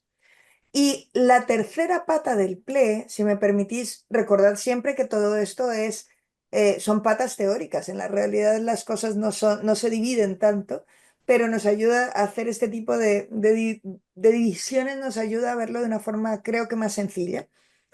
La tercera parte de ese PLE será la que habla de compartir y construir con otros, la de deliberar. Y aquí hablaríamos tanto de herramientas como otra vez los blogs, pero en esta parte pues hablaríamos de los comentarios, o de los comentarios de YouTube, o de los comentarios incluso de Instagram o de LinkedIn, pero también hablamos de WhatsApp, de Telegram, de Signal, de Facebook, de Blue Sky, de esos sitios donde yo puedo comentar y establecer conversación. No entraremos en el cariz que ha tomado la conversación en algunas redes sociales, pero lo cierto es que la conversación, cuando hablamos con alguien con quien que compartimos opinión, aprendemos porque nos ayuda a ver otros argumentos sobre nuestro propio convencimiento, pero además cuando hablamos con alguien con quien discrepamos, aprendemos un montón, tanto si cambiamos de opinión como si la mantenemos, porque en cualquier caso, su opinión enriquece la nuestra y nos exige hacer una reflexión profunda sobre lo que pensamos para establecer ese diálogo. Aquí hablaríamos de diálogos ideales, ¿no? Seguro que tenemos experiencias dialogando con gente con la que no se puede dialogar, o que es más difícil dialogar, pero en este caso vamos a intentar pensar en positivo. Por supuesto, hablamos de actitudes y mecanismos, discusiones, reelaboraciones colaborativas. Fijaos que no se trata solo de discutir para cambiar de opinión o para convencer a alguien, también se trata de conversar y debatir para reelaborar conocimiento y hacer cuestiones conjuntas. Y por supuesto, aquí también hablamos de congresos, de foros, de conferencias, de actividades juntos en las que hacemos cosas colaborativas, diagramas, trabajos, vídeos, en las que creamos cosas juntos, tableros como los de Miro, como los de Simbaloo, como los de Padlet, bibliografías conjuntas que se pueden hacer, por ejemplo, en Zotero. Al final se trata de aprender conectando y de enseñar conectando, de lo que no solo se trata de esas herramientas, sino también de las personas que están detrás de esa conversación. ¿Quién forma parte de mi play? Es con alguien con quien las personas también forman parte de la gente a la que yo escucho, con la que yo debato, con lo cual forman parte de mi play y además harían parte de una cosa que aquí, perdonadme que meta otro acrónimo más, hablaríamos de aquí de la Personal Learning Network, de la red personal de aprendizaje, que forma parte de tu entorno personal de aprendizaje, pero que pretende incluir sobre todo a las personas. Cuidado, no se trata solo al final, porque en algunas de las investigaciones que nosotros hemos hecho a lo largo de estos años sobre entornos personales de aprendizaje, si algo nos hemos encontrado es que estas partes del PLE no son ni secuenciales, ni aparecen una detrás de la otra, ni aparecen diferenciadas, sino que lo cierto es que aparecen de formas distintas y cada vez a su manera. Si bien en las actividades formales, cuando hemos analizado cómo los estudiantes aprenden en situaciones formales, lo normal es que los profesores, las profesoras, sigamos un poco este tipo de orden. Casi siempre empezamos dando clase o dándoles información para leer. Después les pedimos que hagan algo con esa información, inclusive un examen. Y después les permitimos, si es que les permitimos algo de conversación, se la permitimos al final, cuando presentan el trabajo, cuando presentan el examen o cuando presentan algo. La cuestión es que nuestros estudiantes no siempre lo hacen así. Yo recuerdo perfectamente, no sé si vosotros tenéis la experiencia, pero cuando yo estaba en la carrera, por no hablar de mis estudiantes solo, sino también por ponerme yo en el lugar del estudiante, cuando yo iba a la carrera recuerdo que tenía un compañero que no se leía nada de lo que le mandaban, de lo que nos mandaban al profesorado. De hecho, no hacía ninguna de las actividades que le pedían. Él solo llegaba al examen y empezaba por la PLN. Venía a todos los colegas y nos decía el día antes del examen: oye, ¿tú qué crees que va a caer en el examen? Y decía, pues el tema 4, se apuntaba a tema 4. Y el tema 6. Y después iba a otros y le preguntaba. El primero hacía una reunión con su PLN. Y entonces de la PLN sacaba información. Y entonces ya accedía a los apuntes, ¿vale? De hecho, sacaba apuntes de ahí, accedía a los apuntes y intentaba hacerse borradores sobre el tema, ya os digo, el día anterior. Y después, si le hacía muchísima falta o no se enteraba suficientemente, accedía a la información normalmente preguntándonos a alguno de nosotros, nunca a la red. Y os aseguro que es algo que se sigue haciendo en las aulas, ¿vale? Yo no diría que lo he hecho yo, pero yo os digo que se sigue haciendo. Y, ¿Y esto qué nos dice? ¿Nos dice que nuestros estudiantes son unos vagos? No, no creo que sean más vagos de lo que nosotros éramos cuando éramos estudiantes, os lo aseguro. Pero sí os digo que el PLE aparece de formas muy variadas. De formas, esta clasificación de las 3 partes del PLE solo nos intenta dar una idea de todas las cosas que se incluyen en el PLE, pero no pretende ni ser, no pretende ser ser obligatoria o deciros cuál es la forma correcta del PLE. Porque además, fijaos que estamos hablando no solo de herramientas, estamos hablando de una cosa que llamaríamos en inglés un socio-material entanglement, es decir, un enredo sociomaterial, que incluye personas, actividades, herramientas del mundo virtual, del mundo presencial. A mí este diagrama lo hacía la profesora Gemma Tur de la Universidad de les Illes Balears hace un tiempo para explicar en su clase PLES, y me parecía muy interesante porque fijaos que incluye, está en catalán, pero seguro que lo podéis entender, tiene ya unos años, os lo digo ya, pero incluye desde la televisión, la música, las revistas, la familia, los compañeros de clase, pero también incluye la clase en la que estáis, las herramientas como CMAP Tools, YouTube o OpenOffice y todas esas cuestiones. Entonces, hablamos de que entonces el entorno personal de aprendizaje, lo primero es que es un constructo central en un enfoque desde el que se analiza y se pretende entender cómo haciendo que las personas aprenden. no es explicativo, es analítico, ¿vale? Nosotros no pretendemos explicar cómo los estudiantes aprenden, sino pretendemos analizar cómo las personas aprenden. Es eminentemente analógico y social y digital sobre cómo aprenden las personas hoy. Hoy, en este momento de pedagogía de la abundancia, porque si algo se caracteriza en nuestra sociedad hoy es esa abundancia de fuentes, herramientas y personas para aprender a todos los niveles. Es un constructo que hunde sus raíces en el paradigma sociocrítico, como os decía, y en la teoría de la complejidad, entendiendo que no estamos hablando de una forma sencilla o simple de entender cómo aprende la gente, aunque yo lo haya intentado de una forma, explicar de una forma simple. Lo cierto es que entendemos el aprendizaje de una forma intersubjetiva, en la que el propósito principal del PLE es la mejora de esa realidad intersubjetiva, de esa realidad de aprender, consiguiendo que las personas establezcan una relación entre lo que hacen y cómo lo hacen y puedan mejorarlo. Tanto las personas que aprenden como las personas que les ayudamos a aprender en alguno de sus aspectos o en alguno de sus momentos, en este caso, los profes. Y aquí es el momento en donde nos preguntamos, ¿y PLE para qué? O sea, ¿para qué es tan importante el PLE? Básicamente, cuando hablamos de ese PLE, como entramado sociomaterial que os decía, decíamos que el PLE, si me permitís, pretende ser situado y contextual. Es decir, nos ayuda a ver cómo aprende la gente en un momento y en un contexto concreto. Y eso lo hace dinámico. Claro, eso lo hace muy incierto.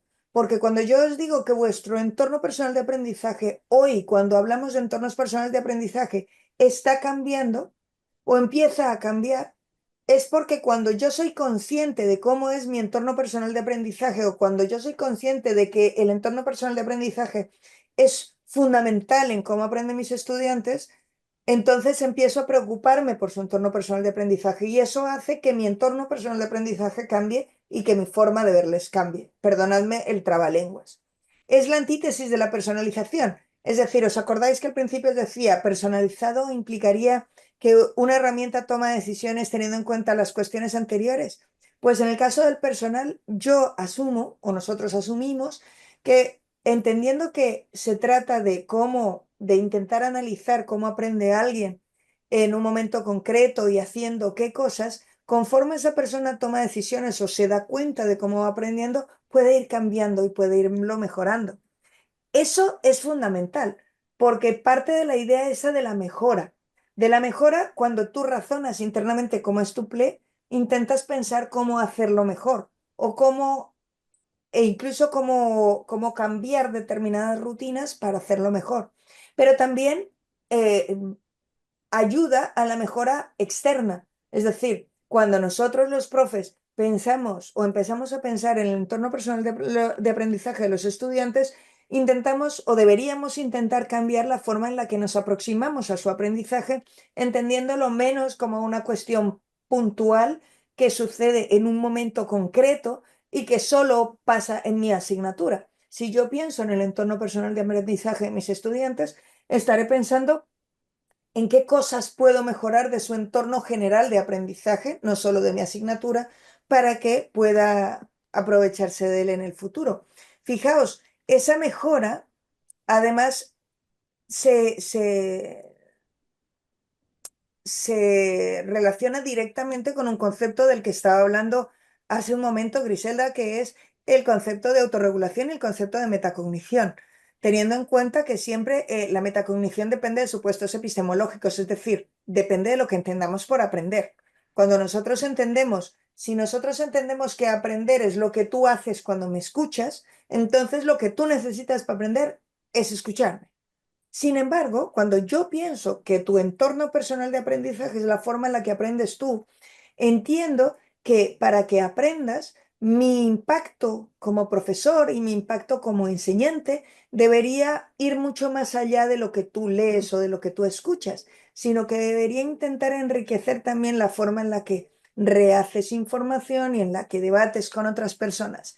Y eso tiene que ver directamente con esa competencia personal y social de aprender a aprender, de la que se habla, por ejemplo, en el contexto europeo, es una de las competencias clave. Se trata de esa metacognición entendida como la autorregulación, la reflexión sobre las tareas y la forma en la que la gente es consciente de los procesos que tiene en cuenta o que lleva a cabo para aprender, lo cual le permite tanto esa metacognición, aprender a aprender, como tener algo más de autodirección, entendida como esa capacidad de toma de decisiones para decidir sobre sus aprendizajes. Fijaos que cuando hablamos de PLES, estamos hablando de un concepto en el cual alguien aprende incluso cuando yo no estoy, incluso cuando no está en la universidad, incluso cuando no está en la escuela, y que además puede ser un proceso intencional, personal y autodirigido. Es decir, que no solo yo aprendo lo que dicen que debo aprender, sino que puedo aprender lo que quiero aprender. Y además enfatiza mucho en la necesidad de que la gente aprenda a decidir lo que debe aprender o lo que quiere aprender, además de lo que le toca, pero a decidir lo que quiere aprender. Y aquí la cuestión entonces es, ¿y eso cómo se hace, Linda? ¿Y eso cómo lo hacemos? Volvamos ahí, si sabemos o si pensamos que la gente aprende en un entorno personal de aprendizaje y que esa es la base del aprendizaje, deberíamos pensar en eso que significa en términos de enseñanza. En términos de enseñanza, básicamente tiene una serie de implicaciones en 4 asuntos fundamentales. En lo que entendemos que es y cómo se construye el conocimiento, cómo sucede el aprendizaje, en nuestra percepción sobre los entornos autoenriquecidos de aprendizaje, cómo yo puedo ayudar a que las personas que aprenden conmigo enriquezcan su entorno de aprendizaje y cómo son de permeables los entornos, los ámbitos de aprendizaje. Es decir, es pasar de la impresión de que el conocimiento es algo estático que reside en la cabeza de las personas a pensar en que el conocimiento es fluido y que es construido y recreado por las personas. Es decir, que para aprender, que no se trata solo de adquirir conocimiento de algún sitio, sino de recrear conocimiento. ¿Eso, Linda, niega el hecho de que haya conocimiento experto? No, por favor. Niegue. Y aquí no vamos a entrar, y espero que no tener que entrar en el asunto de, no, porque es que claro, cuando habláis de competencias entendéis que no hay conocimiento. No hay conocimiento, no hay competencias en el vacío. Solo se puede enseñar competencias sobre conocimientos, ¿vale? No hay competencias en el vacío. Aprender a aprender es una competencia vacía hasta que no sabes aprender a aprender qué, ¿vale? Entonces, hablamos del conocimiento, pero no el conocimiento como algo estático a lo que yo accedo de forma puntual en un sitio concreto, sino algo que se puede crear. Y que además el aprendizaje, más allá del enfoque cognitivista, de yo te doy y tú tomas, y más allá del enfoque hágalo usted mismo, el do it yourself de la época de Dupont, va más allá, llega al do it ourselves, hagámoslo entre nosotros, e incluso learning ourselves, con ese social network learning, aprendiendo en comunidad y aprendiendo con otros, entendiendo que los demás también forman parte de ese entorno de aprendizaje, incluido el profe. Claro, aquí no estamos excluyendo a los profes. Yo aspiro a formar parte del entorno personal de aprendizaje de mis estudiantes, aunque no lo consigo en todos los casos. Es un concepto que habla, el entorno personal de aprendizaje es un entorno de aprendizaje descentralizado y enriquecido, donde hay una autonomía en la gestión de fuentes y mecanismos de curación en redes significativas de aprendizaje, que son redes que tendremos que ayudar a crear o que tendremos que crear de forma consciente y que entiende esa permeabilidad de los ámbitos de aprendizaje, tanto de los ámbitos formales como no formales especialmente.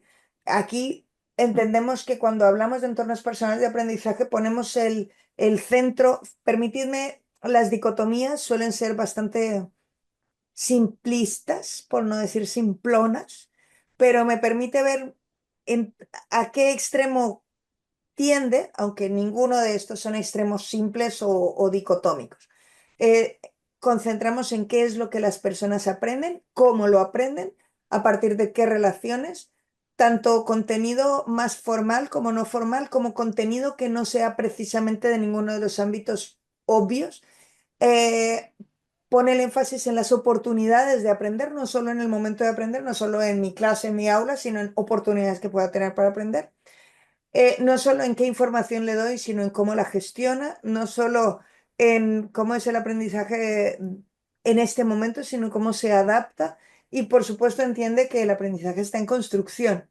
Se trata de generar conexiones entre contenidos más que contenidos en sí mismos. Cuidado, conexiones, no colecciones. No sé si vosotros tenéis un ordenador o un libro electrónico lleno de libros electrónicos que no habéis leído. Eso creo que hay una palabra en japonés que habla de las librerías llenas de libros que no te has leído, que has comprado compulsivamente cuando has ido a la librería porque te ha apetecido comprarlos, pero después no has tenido tiempo de leer. En Internet tenemos de eso muchísimo. Hablamos de flexible, pero no como extremo del estandarizado, y de autónomo, aunque no desorganizado. Cuidado, no hablamos de un entorno, cuando hablamos de entornos personales de aprendizaje, huimos de las dicotomías, tal cual. A pesar de que os acaba de presentar una para intentar ver hacia qué lado del continuum se inclina. Pero hablamos de un entorno más abierto que cerrado, pero no necesariamente que excluye lo cerrado. Por ejemplo, el entorno virtual de aprendizaje de la universidad formaría parte del entorno personal de aprendizaje de mis estudiantes. Seguramente sí, pero ¿es ese o lo de fuera? Yo creo que fluye entre ambos y que depende. No estamos hablando de conocimientos integrados en competencias y no hablamos de el entorno personal de aprendizaje no habla de una sola persona, sino habla de una persona en comunidad, es decir, una persona independiente pero no aislada. Y para eso hablaríamos de que en nuestras clases, en nuestras asignaturas, deberíamos proveer de recursos para crear las condiciones para usar la tecnología, pero también para decidir la tecnología, los recursos, las herramientas, las personas con las que vamos a aprender, de manera que generemos espacios y oportunidades para que nuestros estudiantes ejerzan su agencia para aprender, es decir, su poder de tomar decisiones para aprender. Hace un tiempo escribimos un artículo con la profesora Nada Bach sobre Lifelong Learning Agency y entornos personales de aprendizaje. Por si tenéis curiosidad, si alguien tiene más curiosidad, me lo preguntáis y os doy la referencia que debe estar en abierto. Y todo eso configura cómo haríamos cosas con nuestro PLE. Claro, la cuestión es, sabiendo esta perspectiva de lo que es un entorno personal de aprendizaje y entendiendo que nuestros estudiantes, si entendiéramos que nuestros estudiantes y nosotros mismos aprendemos de esta manera o aprendemos haciendo o con estas cosas, la cuestión es, si yo quiero pensar mi enseñanza desde el punto de vista de los PLE, deberíamos preguntarnos ¿cuántas de estas cosas tienen cabida en nuestras asignaturas? ¿Cuántas de ellas, las herramientas, actividades, fuentes de información, tal, actitudes para acceder, modificar y debatir, valoramos? ¿Cuántas de las que valoramos e incluimos en nuestras asignaturas son duraderas y se incorporan verdaderamente al PLE de nuestros estudiantes o solo forman parte de su vida formal de enseñanza durante un periodo de tiempo que es máximo de 2 semanas hasta que llegan al examen, lo escupen y después se olvidan de nosotros?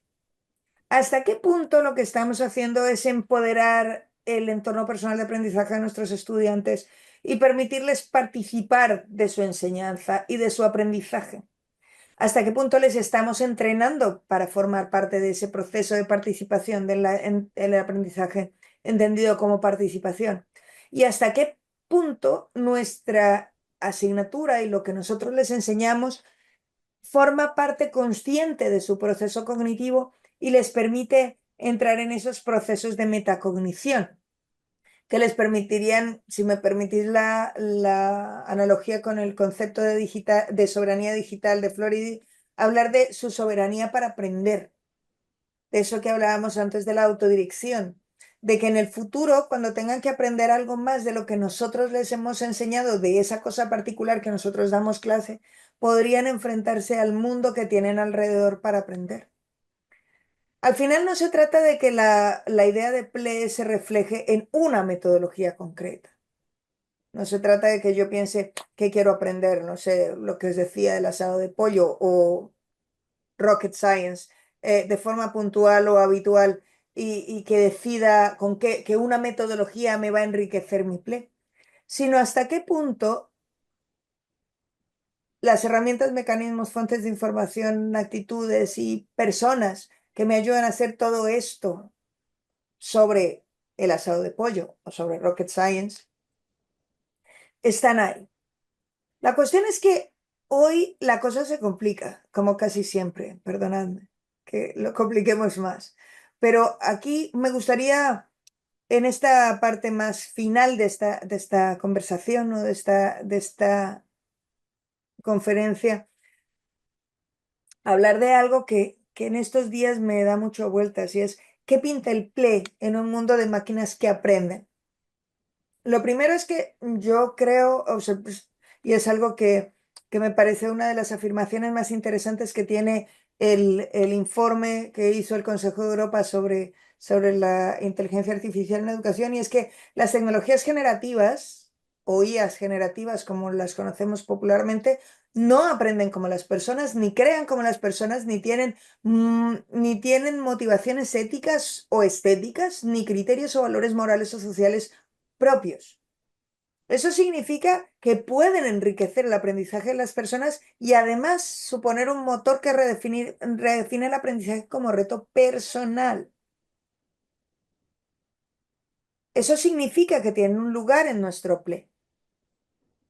Pero no se trata de un lugar cualquiera, se trata de un lugar concreto en el que podemos utilizar las ideas generativas tanto para acceder a la información, como para tomar decisiones, como para discutir, como para generar cuestiones.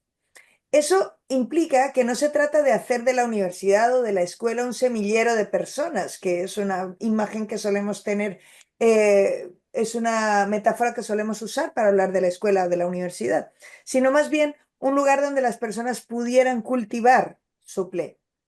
Porque si pensamos en ese concepto de PLE, la forma en la que viéramos todo el proceso de enseñanza y todo el proceso de aprendizaje dentro de de las paredes de nuestras educativas formales deberían ser distintas. Y la cuestión es que, claro, yo, perdonadme, pero certezas no tengo, pero podría formular algunas preguntas que nos podrían ayudar a pensar en ese PLE desde esta nueva perspectiva del mundo con IA o con inteligencia artificial generativa. Una de las preguntas más importantes que yo creo que habla sobre el objetivo del aprendizaje. ¿Cuál es el objetivo de esa capacidad que le estamos enseñando en concreto a nuestros estudiantes? ¿Cuál es la prioridad de ese aprendizaje? ¿Qué es lo que realmente quiero aprender o quiero que aprendan? De hecho, ¿qué es lo que necesitamos aprender? ¿Qué es lo que queremos aprender? ¿Y por qué? Todo eso, ¿qué es lo que queremos que aprendan y por qué? No se trata solo de enfocar en el aprendizaje, pero sí que nos sirva como punto de fuga, un punto de fuga que nos permita reenfocar para pensar en aprender conectados y en pensar en nuestras asignaturas más que como puntos fundamentales en la historia de aprendizaje de nuestros estudiantes o en conferencias como puntos fundamentales en la historia de nuestro aprendizaje como profes, pensar en nuestro aprendizaje como una maraña, como un entramado sociomaterial en el cual deberíamos pensar de una forma diferente. Y quedo a vuestra disposición para preguntas, debates, lo que me digáis, y para que me contéis lo que más os interese. Por supuesto, muchísimas gracias por haber estado ahí, por escucharme un ratito esta tarde y quedo a vuestra disposición.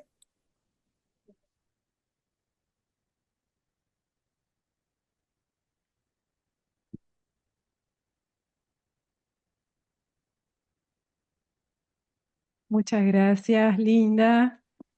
No sé si acá las personas que están acá o las que están virtuales tienen alguna pregunta. Realmente, Uy, espérate en el chat. posición excelente. Yo lo primero que tenía que deciros es que cuando termino alguna conferencia sobre PLE con profes, siempre recuerdo una vez que se me acercó una profe y me dijo, ay, no me digas, yo acabo de hacer un curso sobre ABP y ahora ahora tengo que hacer otro de PLES. No hay otro acrónimo del que tengo que hacer un curso. No, relajación, no tenéis que hacer ningún curso, ni tenéis que compraros nada. Es solo una perspectiva para pensar. Vale, por aquí. Muchísimas gracias. Virginia, ¿queréis comentarme algo? No, simplemente aprendí la cámara para vernos nada más, pero agradecer, me encantó la ponencia. Hace muchos años había hecho un taller sobre PLE y no sabía que tenía todavía tanta vigencia y me imagino que ha crecido mucho el enfoque, así que me gustaría. Sí anoté que en una de las diapositivas usted mencionaba un libro que puede estar en abierto, puede ser, que escribió con una colega o algo así. Pues hay un libro, hay unas cuantas cosas sobre PLES y yo creo que la mayoría de ellas, muchas de ellas, están en abierto. Entonces, yo, si me permitís, os voy a compartir una página en la que tengo las cosas sobre PLES que he escrito y que a lo mejor alguna de ellas os resulta de interés. Permitidme, yo creo que es esta. Sí. A ver si aparece aquí. Sí. A ver, os lo pongo en el chat. Pero aquí hay cosas que algunas están un poco, creo que está un pelín desactualizado porque está hasta el 23, hasta 2023, pero en ese enlace, que yo estoy segura que para las personas que estáis en presencial, os lo pasan las compañeras del proyecto, ahí tenéis lo que yo he escrito últimamente, lo que yo he escrito sobre PLES y que hay desde un libro que efectivamente está gratis y en abierto, que es el libro de PLE que escribimos con el profesor, que editamos con el profesor Jordi Adell, pero que ya ha cumplido 20 años. De hecho, este año cumple 22, pero ahí tenéis cosillas y ahí tenéis alguna cosa más, Muchas por si gracias. os resulta de interés. Sí, claro que sí. Muchas gracias.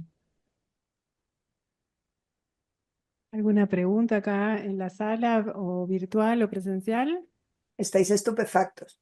Yo tengo Yo una no sé pregunta, si... Linda. Tú sabes que nosotros usamos los PLE de los estudiantes ahora, hace muy recientemente, y nos causó, digamos, nos llamó la atención de que Por favor, de no ninguno de olviden que ellos acá, la apareció nueva escuela, un saludo para ningún todos, espero que tipo de pasen muy bien. referencia a la inteligencia artificial. Y bueno, ahí tenemos algunas hipótesis. Pero ¿hay algo sobre eso o es que no? Perdona, tengo la impresión de que ¿qué es lo que he oído? Es que no estoy segura de si he oído algo de alguien que ha intentado intervenir. Ah, Cristina Vide. Sí, no, no sé si. Ah, creo que ya lo cerró. No, Me decías que estáis mirando los entornos personales de aprendizaje de los estudiantes y estáis intentando ver el papel de la IA dentro del entorno personal de aprendizaje. sí, totalmente ausente. Ah, claro, ¿qué te van a contar? ¿Qué te van a decir? ¿Que la usan? No, hombre, no, de ninguna manera. O sea, antes muertos que confesar. O sea, eso nunca. No, a ver, te cuento. Hay una cuestión y es que el entorno personal de aprendizaje mira, dejadme que os cuente dos batallitas. Una, hace muchos años yo les pedí a mis estudiantes que hicieran sus entornos personales de aprendizaje cuando terminábamos la asignatura, ¿vale? Y entonces me hacían unos dibujos preciosos. De hecho, hay uno de los papers del año 2010, por ejemplo, que es sobre los entornos personales de aprendizaje de mis estudiantes. Y eran súper bonitos, súper tal y cual. Pero fue curioso porque precisamente ese grupo de gente que hizo esos plays tan estupendos, que después me hizo listas les preguntaba yo, ¿qué fue lo que aprendiste? No, ¿qué cosas de las que hemos dado en el curso vas a usar en el futuro? Y me hacían unas listas preciosas. A esa misma gente les puse una pregunta siguiente que decía, ¿qué has aprendido en mi clase? Y el 30% me dijeron que nada. Claro, imaginad mi shock cuando después de estar hablando con ellos, de pedirles esas listas, me hacían unas listas preciosas y de pronto les pregunto que qué han aprendido y me dicen que nada. Entonces yo me cogí ese 30% de personas y me di cuenta que tenían unas listas enormes de cosas que iban a usar en el futuro. Y entonces les pregunté ya en modo personal, oye, ¿qué ha pasado aquí? Me dicen, no, mira, es que yo así de memoria no he aprendido nada.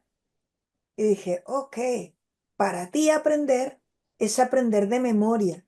Con lo cual, si yo te pregunto qué herramientas utilizas para aprender, solo me vas a aprender a poner las herramientas que usas para aprender de memoria. Entonces, es una cuestión que tiene mucho que ver con cómo entiende la gente que aprende. Y eso requiere entrenamiento. En cuanto al papel de la IA, yo a mis estudiantes, una de las cosas que los estudiantes creen es que cuando tú no nombras la IA es porque crees que no existe o porque no la usas, porque no estás. Eso es como territorio vaquero, nadie ha pasado por allí. Pero, y además, a lo mejor tus estudiantes son así de honestos y dicen, yo no he aprendido nada con la IA, me he copiado directamente, entonces aprender no he aprendido, solo lo he usado para copiarme. Pero también, pero lo cierto es que si hacemos reflexiones específicas sobre cómo llevamos a cabo esto, sobre todo si incluimos a la IA dentro de las dinámicas, yo ahora mismo todas las tareas, también doy una asignatura que se llama Recursos y TIC en educación primaria. O sea, yo soy profe de profes de los futuros maestros de primaria. Y entonces, en casi todas mis asignaturas, tanto de eso como de máster como de doctorado, yo he incluido en todas mis asignaturas empecemos preguntando a la IA no sé qué cosas, después pregúntale a la IA no sé qué, ahora haz con la IA no sé qué películas y ahora enséñame qué cosas has mejorado sobre el planteamiento de la IA. Y entonces podemos empezar a preguntar, vale, ¿hasta qué punto la IA forma parte de lo que tú aprendes? ¿Hasta qué punto la IA la incluirías dentro de tu entorno personal de aprendizaje? Pero es una reflexión que es difícil de hacer, incluso para nosotros mismos. Cuando yo pongo a mis estudiantes a pensar en su PLE, no se les ocurre pensar que una determinada emisora es parte de su PLE o que una determinada cuenta de TikTok es parte de su PLE. Y lo cierto es que la mayoría de mis estudiantes ven películas, escuchan música, leen libros que les recomiendan determinadas cuentas de TikTok. O sea, lo que yo les recomiendo se lo leen o no. Lo que esa cuenta de TikTok les recomienda se lo leen sí o sí. O sea, se lo ven sí o sí, se lo bailan sí o sí. ¿Vale? Entonces, hasta que no hacemos la reflexión de que eso forma parte integral de lo que es su PLE, porque de hecho la forma en la que mis estudiantes desarrollan los trabajos tiene mucho que ver con un montón de cuentas en TikTok que dicen cómo hacer trabajos de forma más fácil, cómo aprobar las asignaturas de forma no sé qué, cómo hacer esto sin mayor no sé, y eso lo hacen mis estudiantes. Y es parte fundamental de su PLE, pero hasta que no hablamos sobre ello, parece como que no existe, porque aprender solo debo decir que aprendo de lo que el profe me manda. Sí es cierto que hemos generado, y eso tiene que ver con la forma en la que lo hemos planteado desde el punto de vista de la enseñanza, hemos generado estudiantes dependientes de lo que nosotros digamos. La mayoría hasta ahora, la mayoría de los estudios que hemos hecho sobre PLES hablan de estudiantes universitarios de último curso que son poco hábiles para buscar información, poco hábiles, no tienen red con la que discutir sobre conocimiento y tampoco tienen demasiadas habilidades para recrear información. La cuestión es que hoy en día yo entiendo que eso está cambiando y va a cambiar más, porque además ahora no necesita un amigo para tener alguien con quien discutir, puede discutir con el chat, puede discutir con ChatGPT y puede discutir con Gemini y puede discutir con Copilot. Podemos entrar en la conversación de si la conversación con esos es más o menos interesante, pero también tendríamos que entrar en la discusión de si la discusión con X personas es más o menos interesante. Pero bueno, Digamos que no, que nunca van a ser tan interesantes como somos los humanos. Pero pues, ahí en un momento autocomplaciente, humanista, central. Pero yo creo que ahora mismo hace falta esa conversación con los estudiantes sobre el PLE. Es una conversación que supone en sí misma un entrenamiento de metacognición. Porque cuando yo hablo con mis estudiantes les hago visible que su PLE es suyo y que controlan esa parte de lo que aprenden y que lo pueden enriquecer y que va más allá de lo que tiene que ver conmigo y con mi asignatura. Y cuando incluyo la inteligencia artificial ahí, entonces abro la veda. Mis estudiantes no hablan de la IA y solo hace falta entrar un poquito a un baño de un cole y quedarse un poquito ahí y escuchar las conversaciones fuera para que veáis que lo usan seguro. ¿Vale? Y lo usan sabiéndolo o sin saberlo, ¿eh? Porque algunos dicen, ah, no, yo no sé usar inteligencia artificial, pero ChatGPT me ha ayudado a hacer esto y aquello. Y dices, vale, ¿y eso qué es?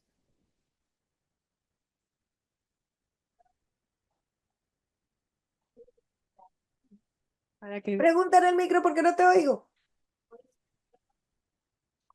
Hola.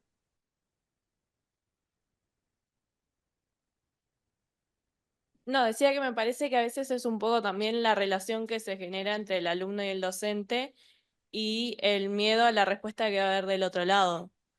Porque a veces sucede que capaz que uno dice que usa inteligencia artificial y la respuesta que se tiene del otro lado no es la que se espera, y por eso también un poco es un tabú de digo, no digo, y hasta dónde se puede hablar de eso.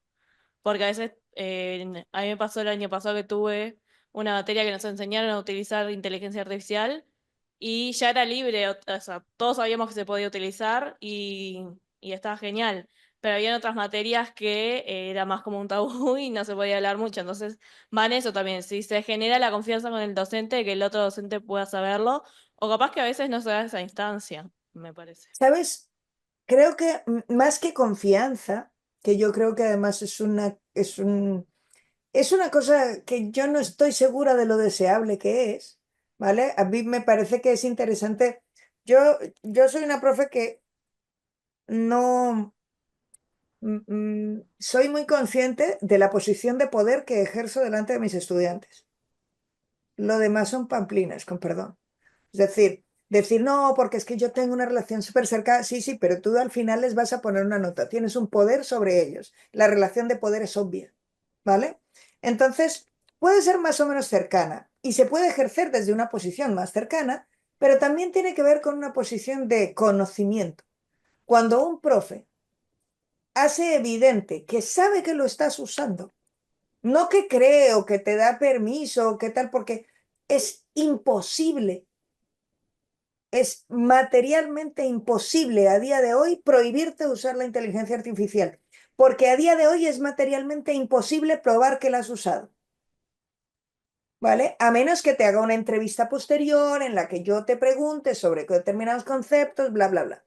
Pero como es materialmente imposible, hay una posición que es la de te enseño a usarla y entiendo y establecemos este debate y este diálogo de conocimiento, sobre hasta qué punto tu conocimiento crítico puede ayudar aquí.